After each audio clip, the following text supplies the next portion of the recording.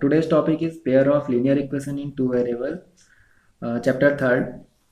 Okay, in previous class we study about linear equation in one variable and two variable, और वहाँ हमने ये भी सीखा कि how to draw a graph of linear equation, किसी linear equation का ग्राफ कैसे ड्रॉ करते हैं, चाहे वो वन वेरिएबल हो या टू वेरिएबल हो। ठीक है, तो पहले थोड़ा रिवाइज कर लेते हैं कि, और साथ ही साथ हम ये जानते हैं कि linear equation in one variable का जो स्टैंडर्ड फॉर्म होता है वो क्या होता है। Linear equation in one variable का स्टैंडर्ड फॉर्म है A X plus B equals to zero where A does not equals to zero. A और बी यहाँ पर कॉन्स्टेंट टर्म है, ओके, और एक्स वेरिएबल है, और इसको लीनियर इक्वेशन कहा, इक्वल्स टू है, ये इक्वेशन है, और लीनियर इसलिए कहा इसकी डिग्री वन है ना। ये तो सिंपल सी चीज़ है जो सभी जानते हैं। तो इस तरह का जो एक हमारे पास लीनियर इक्वेशन होती है, कोई भी लीनियर इक्वेशन का एक स्टैंडर्ड फॉर्म है हमारे पास। ये स्टैंडर्ड फॉर्म, कोई भी लीनियर इक्वेशन मतलब कोई भी वन वेरिएबल की लीनियर इक्वेशन, ओके, ये इसका स्टैंडर्ड फॉर्म है। तो जब भी हमें इसका सॉल्यूशन निकालना होता है हम कैसे निकालेंगे, यहाँ से A X equal to minus B, that means X equal to minus B upon A, ये होगा ना। ये ऐसे सॉल्यूशन इसका निकलेगा। सॉल्यूशन मतलब ऐसी वैल्यू एक्स की जो लेफ्ट हैंड साइड को राइट हैंड साइड के इक्वल प्रूफ कर दे, यानी कि यहाँ पर एक्स की कुछ वैल्यू आएगी। जैसे एग्जांपल से समझते हैं, एक एग्जांपल हमने ले लिया यहाँ पर 5x plus 10 equal to zero. ये एक लीनियर इक्वेशन है वन वेरिएबल का। अगर x की वैल्यू बतानी है 5x equal to minus ten, this implies x equal to minus ten by five and x equal to 5 to the 10 minus two, okay. तो minus two वो value है जब आप इस इक्वेशन पे पुट करेंगे, x की जगह से माइनस टू रखा ना, तो माइनस टेन प्लस टेन क्या आ जाएगा, जीरो आ जाएगा।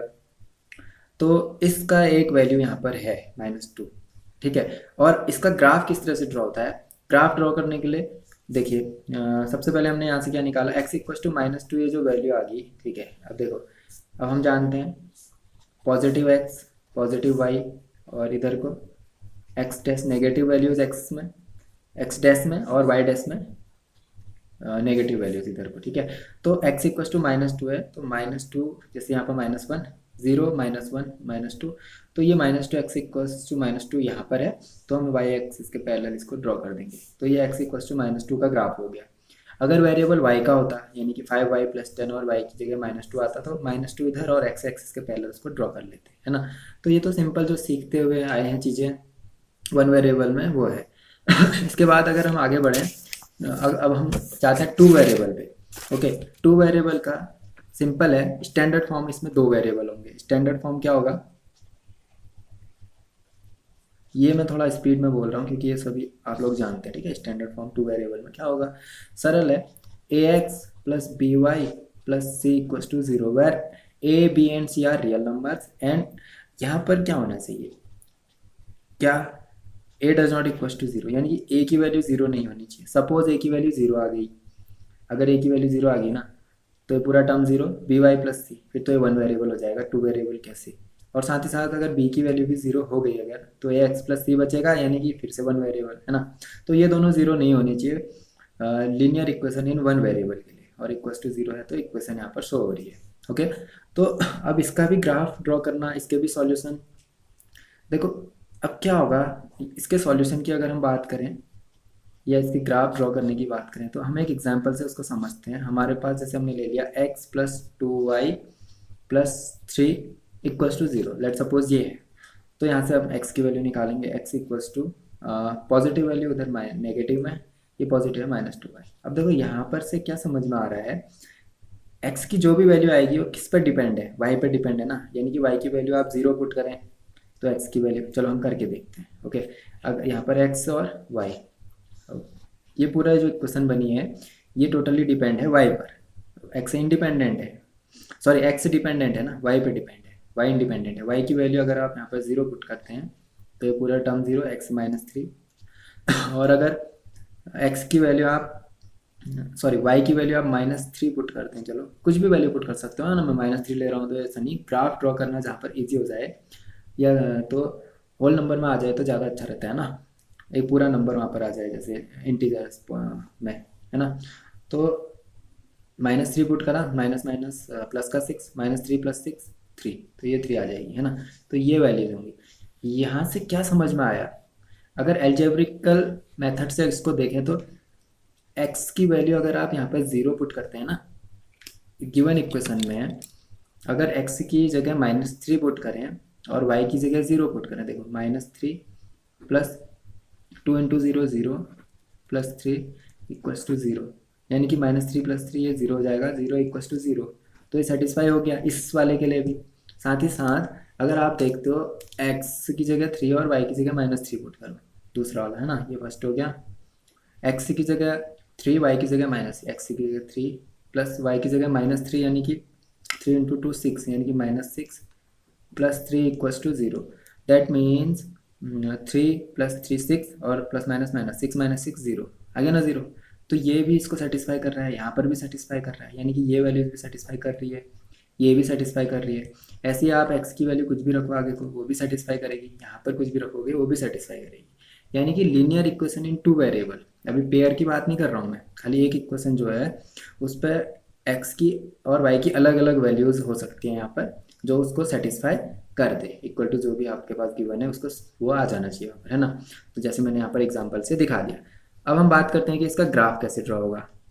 ओके, हम इसका ग्राफ ड्रॉ करेंगे। ग्राफ ड्रॉ करने के लिए y0 x -3, y0 और x0 यहाँ पर होगा और x -3 यहाँ पर है हमारे पास, -1 -2 -3। ओके, एंड y -3, तो नेगेटिव वैल्यू यहाँ पर y -3 और x की वैल्यू 3, तो x की वैल्यू लेट यहाँ पर +3, ये आया है ना। तो इसका ग्राफ किस तरह से बनेगा, देखो x -3 और 0 और y -3 और 3, यानी कि ये आएगा कुछ यहाँ पे और ये 0 है ना, -3। ओके, तो ग्राफ इसका ड्रॉ होगा कुछ इस तरह से, है ना। ये देखो यहाँ पर इन दोनों को हम यहाँ पर ज्वाइन कर देंगे, है ना। अगर यहाँ पर जो एक लाइन, चलो इसको हम डार्क कर लेते हैं, ये हो गया, ठीक है। तो ये जो ये किसका ग्राफ ड्रॉ करा हमने यहाँ पर, ये ड्रॉ करा हमने x + 2y + 3 इक्वल्स टू 0 का, यानी कि x और y जो पॉइंट यहाँ पर निकल के आ रहे हैं वो इस लाइन पे ही लाई कर रहे हैं ना। तो देखो अब क्या होगा, जैसे जैसे अगर आप इसी इक्वेशन में y = अगर क्या रखते हैं, y = -2 रख देते हैं यहाँ पर से। ओके, -2 रखेंगे तो x = क्या आएगा, जैसे y = -2 यहाँ पर अगर हम पुट करते हैं तो कितना आ जाएगा, यहाँ से ये आ जाएगा x = -3 - 2y, x = y की जगह पे -2 कहा मैंने, तो ये -3 -2 करोगे तो +4 और दैट मीन्स x = 1, है ना। अगर -2 पुट करा हमने, y की जगह पे -2 पुट करा तो x1 आ रहा है, यानी कि y अगर -2 पुट करा तो x1 आ रहा है।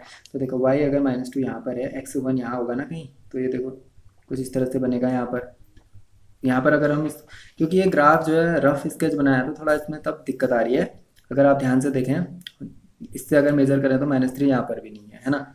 तो अगर -2 यहाँ कहीं होगा तो 1 जो है इस पे, इसी लाइन पे लाई करेगा। एक बार क्या करना, होमवर्क आप सभी का ये है, इसका ग्राफ जो है यूजिंग स्केल इसको एक बार बनाना, तो तब जाके ग्राफ सही बन जाएगा, ठीक है। ये आप लोगों का यहाँ पर होमवर्क हो जाएगा, इसको ध्यान से देखना। और किस तरह से इसका ग्राफ बनता है कि स्ट्रेट लाइन, ये मैंने आपको बता दिया है, ऐसे ही बनेगा सिंपली। अब जो बहुत ज़्यादा इंपॉर्टेंट है, ये तो हमने पढ़ चुके हैं, ठीक है, ये खाली एक रिवाइज कर रहे थे हम, जो अब हमारे लिए थोड़ा इस क्लास में काम के लिए है, यूज इसका भी है वहाँ, लेकिन जो अभी काम के लिए है उसको हम आगे बढ़ते हैं, ठीक है। यहाँ पर पहले x + 2y + 3 = 0, जो x + 2y + 3 = 0 इक्वेशन है, इसका ग्राफ ड्रॉ कर लेते हैं। इसके लिए हमने पॉइंट्स निकाल दिए हैं। सबसे पहले हम देख लेंगे x 0 1 2 3, यहाँ पर 0 1 2 एंड 3, और y डैश एक्सेस में देख लेते हैं 0 1 2 एंड 3, यानी कि यहाँ पे -1 -2 एंड -3, और यहाँ की हमें ज़रूरत है, यहाँ पर हम देखेंगे इधर, ठीक है। तो 1 2 और 3, ये x axis, y axis, x dash and y dash. Okay, तो सबसे पहला पॉइंट है x -3, सॉरी इधर को -3, x -3 और y 0 यहीं पर है। दूसरा है x -3 और y 3, x +3 और y -3, सॉरी ये है ना। तो यानी कि ये हमारा आएगा, इसको अगर हम आगे बढ़ाएं तो कुछ यहाँ पर है ना, इस तरह से, ये देखो, यानी कि यहाँ पर आएगा, है ना। तो इसका जो लाइन बनेगी वो इस तरह से हम यहाँ पर ड्रॉ करेंगे, ये ओके। तो कुछ इस तरह से ये कौन सी इक्वेशन की, x + 2y + 3 = 0, इस इक्वेशन का ग्राफ हमने ड्रॉ करा। अगर हम इसमें और एग्जांपल ले लें, जैसे x = आप y = -2 पुट करते हैं, y -2, तो x की वैल्यू क्या आ जाएगी, y -2 पुट करोगे यहाँ पर -2, यानी कि -4 और -1 और उधर जाएगा तो 1, यानी कि x की वैल्यू 1 आएगी, 1 यहाँ पर। और जब हम इसको आगे बढ़ाएंगे तो ये कुछ इस तरह से यहाँ पर आएगा, इस लाइन पे, है ना, यहाँ पे, और ऊपर से जो आ रहा है इधर पे, यानी कि x 1 और y -2 यहाँ पे है, और यहाँ पे कौन सा पॉइंट है, x 3 और y -3, ओके। तो इस तरह से, और यहाँ पे कौन सा पॉइंट है, यहाँ पर हम देख रहे हैं x -3 है और y 0 है, ओके। तो जो इसका मतलब जो एक लीनियर इक्वेशन हमने बनाई 2 वेरिएबल की, उसका ग्राफ कुछ इस तरह से यहाँ पर ड्रॉ होगा, यानी कि बहुत सारी वैल्यूज़ आ रही हैं, ऐसे यहाँ भी होंगी, और आगे को बढ़ाएंगे तो लाइन आगे को भी होंगी, बहुत सारी वैल्यूज़ होंगी जो इस इक्वेशन को क्या करेगा, सेटिस्फाई करेगा, है ना। और जो भी पॉइंट x और y के निकल के आ रहे हैं वो उस इक्वेशन पर लाई कर रहे हैं। तो ये तो सिंपल हो गया। अब जो बहुत ज़्यादा इंपॉर्टेंट है इस क्लास में, पेयर ऑफ लीनियर इक्वेशन, इसका भी बहुत बड़ा रोल है वहाँ पर। जैसे 2 वेरिएबल में जब पेयर नहीं है तब बहुत सारी वैल्यूज हैं x और y की, है ना। और अब पेयर में देखेंगे पेयर में क्या होता है, ठीक है। Pair of linear equation in 2 variable, standard form इसका वही होगा, लेकिन हम पेयर फॉर्म में लिखेंगे, यानी कि a1x + b1y + c1 = 0 and a2x + b2y + c2 = 0। ये हमने पेयर फॉर्म में 2 लीनियर इक्वेशनों को लिखा जो 2 वेरिएबल्स हैं जिनमें, है ना। a1 b1 c1, a2 b2 c2 ये रियल नंबर्स हैं, कांस्टेंट टर्म है हमारे पास, ओके। अब इसमें सॉल्यूशन की बात क्या होगी, इसका सॉल्यूशन फाइंड करने के लिए हमारे पास 2 मेथड हैं, एक है ग्राफिकल मेथड, ग्राफ ड्रॉ करके हम किस तरह से निकालें, दूसरा हमारे पास है algebraic method, okay, algebraic method. तो सबसे पहले हम ग्राफिकल मेथड के बारे में समझेंगे। ग्राफिकल मेथड में कैसे हम 2 पेयर हमारे पास लीनियर इक्वेशन के हैं, उनका सॉल्यूशन कैसे हम फाइंड करते हैं, ओके। तो अगर मैं सीधे हल्का सा आइडिया दूँ तो उसके भी 3 केसेस यहाँ पर निकल के आएंगे। जब हम जानते हैं ना, हमने देखा अभी पीछे कि जब हमने ये ग्राफ यहाँ पर ड्रॉ किया हुआ है, ये वाला, जब हमने यहाँ पर ग्राफ ड्रॉ करा हुआ है, हम देख रहे हैं कि 2 वेरिएबल के लीनियर इक्वेशन में इस तरह से ग्राफ ड्रॉ हो रहा है ना। तो जब 2 पेयर होंगे तो दूसरा भी हो सकता है। याद रखना, pair of linear equation in 2 variable में, या फिर लीनियर इक्वेशन इन 2 वेरिएबल में हॉरिजॉन्टल और वर्टिकल जो है ग्राफ ड्रॉ नहीं होता है, उसके लिए 1 वेरिएबल वाला लीनियर इक्वेशन होना चाहिए, है ना, जो मैं बता चुका हूँ। अब यहाँ पर कुछ x एक्सिस में भी है और y एक्सिस को भी लेते हुए चल रहा है, ओके, क्योंकि एक कंडीशन ही यही है कि जो इनका कोफिशिएंट है a और b वो 0 नहीं होना चाहिए ना 2 वेरिएबल्स में। तो अब इसी चीज़ को आगे बढ़ाते हैं। यहाँ पर पेयर है हमारे पास, ये पेयर है, इनका सॉल्यूशन का मतलब ग्राफिकल मेथड में क्या होगा, ओके। ग्राफिकल मेथड में मैं आइडिया दूँ तो इनका सॉल्यूशन का मतलब, जब आप रफ अगर हम यहाँ पर समझें, जब हम इन दोनों गिवन इक्वेशंस का ग्राफ ड्रॉ करेंगे, हो सकता है x डैश y डैश कहीं को भी हो सकता है ना, वो तो जब हम इसका ग्राफ ड्रॉ कर रहे हैं, लेट सपोज जो फर्स्ट इक्वेशन है उसका ग्राफ, फर्स्ट जो इक्वेशन है उसका ग्राफ कुछ इस तरह से ड्रॉ हुआ L1, और जो दूसरा है माना उसका कुछ इस तरह से इधर को यहाँ ड्रॉ हो गया, ठीक है, L1 और L2। अब कंडीशन ये है, यहाँ पर क्या कंडीशन बन रही है कि जो 2 पेयर हमारे पास दिए लीनियर इक्वेशन के, वो एक दूसरे को यहाँ पर इंटरसेक्ट कर रहे हैं, यानी कि यहाँ पर y की वैल्यू और x की वैल्यू इन दोनों पॉइंटों पे सेम आ रही है दोनों के लिए, है ना। यहाँ पर जैसे सपोज करो, यहाँ पर इस वाले इक्वेशन के लिए y की वैल्यू और x की वैल्यू, यहाँ पर के लिए x1 और y1 की वैल्यू इस इक्वेशन की अलग है ना। और अगर यहाँ पर देखें, यहाँ पर y की वैल्यू और यहाँ पर ही x की वैल्यू इस इक्वेशन के लिए अलग है। लेकिन ये एक ऐसा पॉइंट है जहाँ पर x की वैल्यू इस वाली लाइन के लिए, यानी कि इस इक्वेशन के लिए, और दूसरी वाली इक्वेशन के लिए यहाँ पर x की वैल्यू सेम है और y की वैल्यू भी यहाँ पर सेम है, यानी कि x और y की वैल्यू यहाँ पर सेम आ रही है जब वो एक दूसरे को एक पॉइंट पे इंटरसेक्ट कर रही हैं। तो x और y ऐसी वैल्यूज़ हैं वो, जो भी नंबर्स हमारे पास आएंगे ऐसे होंगे जो इन दोनों को क्या करेगा, सेटिस्फाई करेगा, है ना, दोनों के लिए सेटिस्फाई करेगा।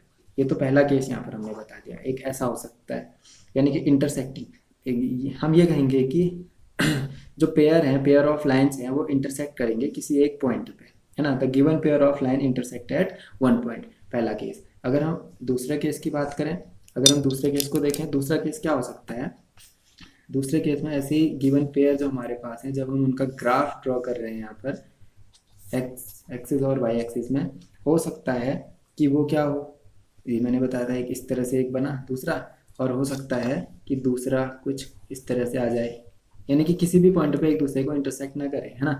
तो अगर वो इंटरसेक्ट ही नहीं कर रहा है, यानी कि कॉमन पॉइंट ही नहीं है, यहाँ पर के लिए एक्स की वैल्यू अलग है, यहाँ पर देखो x1 y1 अलग आ रहा है ना, और अगर यहीं पर इसी के लिए यहाँ पर ये पॉइंट है अलग है, x2 y2, देखो ना, यहाँ पर जैसे 1 होगा इसके लिए x1 1 होगा, यहाँ पर इसके लिए x2 2 हो जाएगा, है ना। ये तो अलग अलग आ गया, अब एक जैसा सेम आ रहा है, चाहे ये, इस पर कंफ्यूज मत होना, लेकिन x की वैल्यू तो अलग अलग आ जा रही है ना। तो ये दोनों पैरेलल हैं यहाँ पर। तो पैरेलल वाले केस में क्या होगा, पैरेलल वाले केस में जब वो इंटरसेक्ट ही नहीं कर रहा है, कोई भी कॉमन पॉइंट नहीं है, तो इसका कोई भी सॉल्यूशन नहीं होगा। तो ग्राफिकल मेथड में हम जब उनका ग्राफ ड्रॉ करेंगे, अगर वो इंटरसेक्ट कर रहा है किसी एक पॉइंट पे, तो वो जो पॉइंट आएंगे वो उसके सॉल्यूशन कहलाएंगे। दूसरा केस में मैंने बताया कि जब वो पैरेलल होंगे, अगर वो पैरेलल हैं, तो इसका मतलब उनका कोई भी सॉल्यूशन यहाँ पर नहीं है, ठीक है। इसके बाद तीसरा केस एक और आता है। तीसरा केस में क्या हो सकता है, तीसरा केस में ऐसा होगा जब हम उन दो given pair of linear equation, यानी कि उनका जब हम ग्राफ ड्रॉ कर रहे हैं, और अगर वो कुछ इस तरह से आया, जैसे फर्स्ट इधर को, फर्स्ट लाइन यहीं पर उसका जब रिप्रेजेंटेशन रिप्रेजेंटेशन करा ग्राफिकल, इस तरह से आया, और दूसरा जो था वो ठीक उसी के ऊपर आ गया, सेम दोनों एक जैसी होगी, दूसरे वाला भी उसी के ऊपर से ही बन जा रहा है, यानी कि कोइंसाइड हो जा रहे हैं, दोनों कोइंसिडेंट लाइन से हैं। तो इस तरह कोइंसिडेंट लाइन से हो जाएंगी, यानी कि इनके बहुत सारे सॉल्यूशन हो जाएंगे। देखो ना, फर्स्ट वाले से कंपेयर करो, यहाँ पर मैंने कहा कि इंटरसेक्ट कर रहा है, यानी कि दोनों का कॉमन पॉइंट है एक्स और वाई, यहाँ तो बहुत सारे कॉमन है ना। यहाँ पर भी एक्स की वैल्यू एक इक्वेशन के लिए जो है वही, एक्स की वैल्यू जो एक इक्वेशन के लिए वही दूसरे के लिए भी है, सेम। देखो दोनों एक दूसरे के ऊपर है, तो जो एक के लिए एक्स की वैल्यू होगी वही वाई के लिए, यहाँ पर भी। तो ऐसी बहुत सारी जगह है, पूरे लाइन में क्या है, सारा का सारा कॉमन है। तो इसके लिए क्या हो जाएंगे, इसके लिए बहुत सारे सॉल्यूशन हमारे पास हो जाएंगे, ठीक है। इनफाइनाइट सॉल्यूशन हमारे पास यहाँ पर होंगे इस केस में। तो अगर हमारे पास जो क्वेश्चन में इस चैप्टर में अगर हमें सॉल्व करने के लिए कुछ क्वेश्चन दिए हुए हैं, पेयर दिया है लीनियर इक्वेशन का, और पूछा है कि इसके बताइए कि कितने इनफाइनाइट सॉल्यूशन होंगे या फिर ओनली वन सॉल्यूशन होगा, है ना। तो हमें ये दो मेथड से पूछा होगा, या तो ग्राफिकल मेथड या एल्जेब्रिक मेथड। तो मैंने बात करी ग्राफिकल मेथड में, अगर हम उनका ग्राफ जब ड्रॉ करते हैं और वो किसी एक पॉइंट पे इंटरसेक्ट कर रहा है, तो हम कह देंगे कि उसका सिर्फ एक सॉल्यूशन होगा, एक्स और वाई। और अगर वो पैरेलल आ गया तो इसका मतलब उसका कोई भी सॉल्यूशन नहीं होगा, है ना। और अगर कोइंसाइड हो जा रहा है, कोइंसिडेंट लाइन से हैं, तो इसका मतलब उसके बहुत सारे यहाँ पर सॉल्यूशन होंगे, है ना। तो ये है ग्राफिकल मेथड्स हैं उसको सॉल्व करना, कि उसका ग्राफ रिप्रेजेंट कैसे करेंगे। और ये सही तब होगा जब हम लीनियर इक्वेशन में मेन का क्या होता है ना, कि जो गिवन इक्वेशन है, आप वहाँ से एक्स की वैल्यू या वाई की वैल्यू फाइंड कर रहे हैं, तो जो साइन है प्लस माइनस, उनका बहुत ज़्यादा ध्यान रखना बहुत ज़रूरी है। क्योंकि अगर आपने स्टार्टिंग में ही वैल्यूज़ अगर गलत निकाल दी, वैल्यूज़ अगर गलत फाइंड कर दी एक्स की वाई की ना, इस तरह से, तो ग्राफ आपका बहुत गलत बनेगा। और ग्राफ गलत बना तो आप बता नहीं सकते हैं कि वो इंटरसेक्ट कर रहा है, पैरेलल है ना, कुछ भी गड़बड़ हो सकती है यहाँ पर। तो ध्यान रखना कि उनकी वैल्यू सही से निकालनी है और उसके बाद उसको सॉल्व करना है, ठीक है। तो अब हम इसी के साथ साथ कुछ और पॉइंट और एल्जेब्रिक मेथड को देखते हैं। एल्जेब्रिक इंटरप्रिटेशन में, ठीक है, उससे पहले एक चीज़ और है, यहाँ पर हमने बताया कि अगर इंटरसेक्ट कर रहा है तो इसका वन सॉल्यूशन होगा, और कौन सा सॉल्यूशन होगा, जिस पॉइंट पर वो इंटरसेक्ट कर रहा है एक्स वाई, वो उसका सॉल्यूशन होगा। सॉल्यूशन कितने होंगे ये भी बता रहे हैं, और क्या होगा ये भी बताया। इसमें तो कोई सॉल्यूशन नहीं होगा, और साथ ही साथ इसको हमने देखा तो इसके मैनी सॉल्यूशंस होंगे। कोई भी आप एक पॉइंट ले लीजिए यहाँ पर का, जो क्वेश्चन पे डिपेंड होगा उसके हिसाब से जो ग्राफ ड्रॉ होगा वहाँ पर, तो बहुत सारे सॉल्यूशन होंगे, ये बताता। यानी कि किस तरह का सॉल्यूशन होगा और कितने सॉल्यूशन होंगे, क्या वो सॉल्यूशन होगा, ये हम यहाँ से बता दे रहे हैं। अब एल्जेब्रिक इंटरप्रिटेशन में उसके सॉल्यूशन फाइंड करने के लिए आपकी बुक में अलग अलग मेथड है, जैसे सब्स्टिट्यूशन मेथड है, एलिमिनेशन मेथड है और क्रॉस मल्टीप्लिकेशन मेथड है ना। तो इस तरह से हैं। तो पहले हम देखते हैं कि कितने रूट उस पेयर ऑफ लाइंस के हो सकते हैं या होंगे या नहीं होंगे, उसको हम कैसे चेक करते हैं डायरेक्ट बिना ग्राफ उसका ड्रॉ करें। ठीक है, उसके लिए देखो हम जानते हैं कि जो पेयर ऑफ लीनियर इक्वेशन है उसका जो स्टैंडर्ड फॉर्म है वो है a1x plus b1y plus c1 equals to 0 and a2x plus b2y plus c2 equals to 0। ये मैं बार बार बोल रहा हूँ, a1 b1 ये 0 नहीं होंगे, a2 b2 ये भी 0 नहीं होगा ना। ठीक है, और ये a1 b1 c1 a2 b2 c2 ये रियल नंबर्स हैं, कांस्टेंट है, बाकी वेरिएबल है। अब देखो डायरेक्ट इसको समझने के लिए क्या होगा कि अगर पहले हम इनका रेशियो फाइंड करेंगे, यानी कि x का जो कोफिशिएंट है a1 और ये दूसरी इक्वेशन में भी x का जो कोफिशिएंट है a2, ये रेशियो, और y का कोफिशिएंट b1 b2 और जो कांस्टेंट टर्म है उनका रेशियो। ठीक है, अब यहाँ पर आपकी जो बुक है उसके अकॉर्डिंग हम यहाँ पर बताते हैं कि अगर क्या हो, अगर हम रेशियो का कंपैरिजन करें, और कंपैरिजन में क्या है, पहला केस ये है कि अगर आप a1 upon a2 does not equal to b1 upon b2, पहले ही ऐसा आ जाए, आगे को चेक करने की कोई ज़रूरत नहीं। अगर a1 upon a2 does not equal to b1 upon b2 आ जाए, दैट मीन्स ये हमारा हुआ इंटरसेक्टिंग लाइंस। ठीक है, इंटरसेक्टिंग लाइंस। आपसे क्वेश्चन में पूछा होगा कि आप बताइए कि गिवन इक्वेशन इंटरसेक्टिंग है,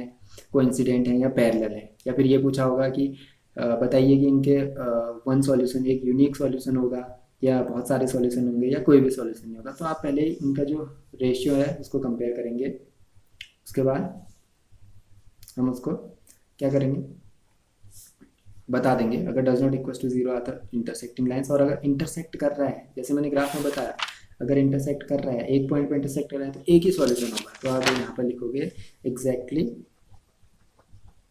वन सॉल्यूशन, तो इसका क्या होगा, वन सॉल्यूशन होगा। तो ये आपको पता होना चाहिए, ये बहुत इंपॉर्टेंट यहाँ पर है, ये पता होना चाहिए कि a1 अपॉन a2 अगर b1 अपॉन b2 के इक्वल नहीं है तो इंटरसेक्टिंग लाइंस होगा। ठीक है, अगर हम दूसरे पे पढ़ते हैं, दूसरा अगर हम यहाँ पर देखें, दूसरा क्या होगा कि अगर a1 अपॉन a2 वो भी इक्वल है b1 अपॉन b2 के, और वो इक्वल है c1 अपॉन c2 के, है ना। तो इस केस में क्या होगा, ये कोइंसिडेंट लाइंस होंगी, कोइंसिडेंट लाइंस। अगर कोइंसिडेंट है तो मैंने बताया था एक दूसरे के ऊपर आ जा रही हैं दोनों कोइंसिडेंट, तो इसके क्या होंगे, इन्फिनिटली मैनी सॉल्यूशंस, इसके बहुत सारे सॉल्यूशंस यहाँ पर होंगे। ओके, तो इसके बहुत सारे सॉल्यूशंस होंगे। जैसे इसका एग्जांपल अगर हम देखें, एक इक्वेशन जैसे ये है 2x plus 3y minus 9 equals to 0 and 4x plus 6y minus 18 equals to 0, ये है ना।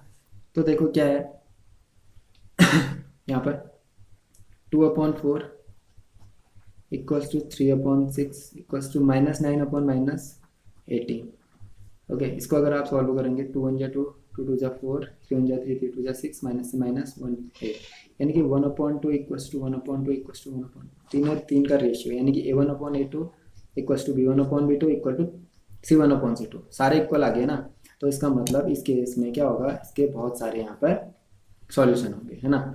उसके बाद हम आगे बढ़े, अगर एक और केस हमारे पास आता है तीसरा, जो हमने ग्राफ में सीखा था, कौन सा, पैरेलल लाइंस का। तो पैरेलल लाइंस के लिए क्या होगा, अगर a1 अपॉन a2 इक्वल है b1 अपॉन b2 के but does not equal to c1 upon c2 है, तो इस केस में हम कहेंगे कि ये क्या है, पैरेलल लाइंस है। ओके, और जब पैरेलल हो जाएगा तो इसका मतलब इसका कोई भी सॉल्यूशन नहीं होगा, जब वो इंटरसेक्ट ही नहीं कर रहे हैं एक दूसरे को, ओवरलैप ही नहीं है कहीं पर, है ना। तो इसका मतलब वहाँ पर कोई भी क्या होगा, उसका सॉल्यूशन नहीं होगा।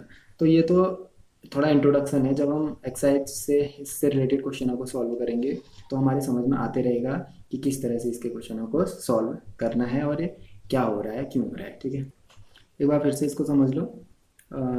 अगर फर्स्ट केस ये है, इंटरसेक्टिंग लाइंस के लिए a1 upon a2 does not equal to b1 upon b2, है ना। कंपेयर करना आपको आना चाहिए। अगर कोई क्वेश्चन जैसे नेगेटिव में है, जैसे ना मैं एक सिंपल आपको समझा दूँ, अगर ऐसा हो, हम ले लेते हैं 3x plus 4y minus 20 equal to 0, और इसको कंपेयर करना है a1x plus b1y plus c1 से। तो देखो a1 की जगह पे 3 है, b1 की जगह पे 4 है, बट c1 इक्वल टू कितना है, -20 ना कि +20, तो -20 लिखोगे वहाँ पर। तो ये कंपेयर करना आना चाहिए। अब ये डिपेंड करेगा टोटल आपकी कंपैरिजन पे। यहाँ भी वही प्लस माइनस अगर साइन का ध्यान रखा हुआ है तब आप कंपैरिजन सही करेंगे, और कंपैरिजन सही करा है तो तब आप यहाँ पर बता सकते हैं। अगर a1/a2 does not equal to 0, b1/b2 है तो इंटरसेक्टिंग लाइन्स है। और अगर इसका सॉल्यूशन है ना, साथ साथ ही अगर किसी भी पेयर ऑफ लीनियर इक्वेशन का सॉल्यूशन फाइंड हो रहा है तो आप कहोगे कि वो कंसिस्टेंट पेयर ऑफ इक्वेशन है, यानी कि वो साथ ही साथ इसमें क्या हो जाएगा, अगर उसका सॉल्यूशन है तो इसका आप लिखोगे